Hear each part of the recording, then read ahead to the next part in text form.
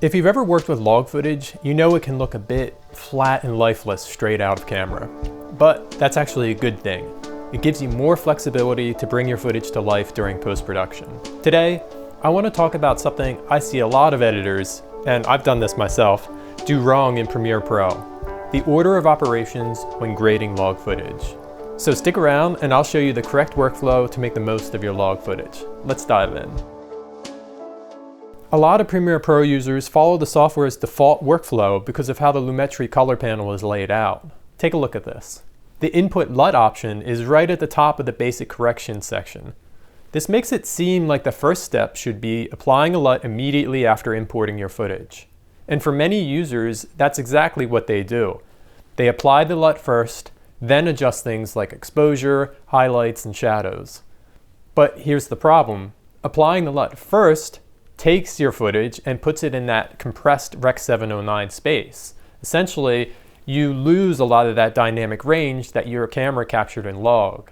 When you shoot in log, the footage is compressed into a smaller tonal range, preserving more detail in highlights and shadows. But when you convert to Rec. 709, those values are expanded to fit the standard display range. If you apply the LUT first, you're inflating the log data prematurely, losing flexibility and potentially clipping details in highlights and shadows. Honestly, I think Premiere could improve this by adding a dedicated log adjustment section at the top of the Lumetri color panel.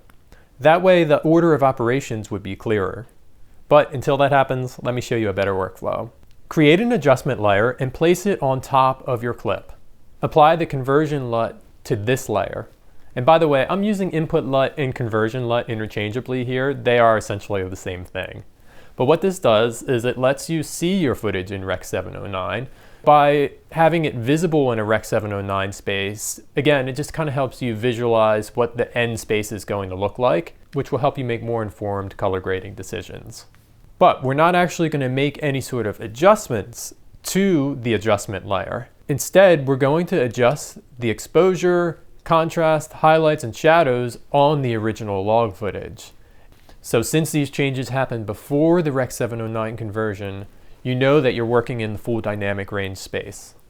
If you happen to be using a creative LUT, apply it in the creative tab on the same adjustment layer.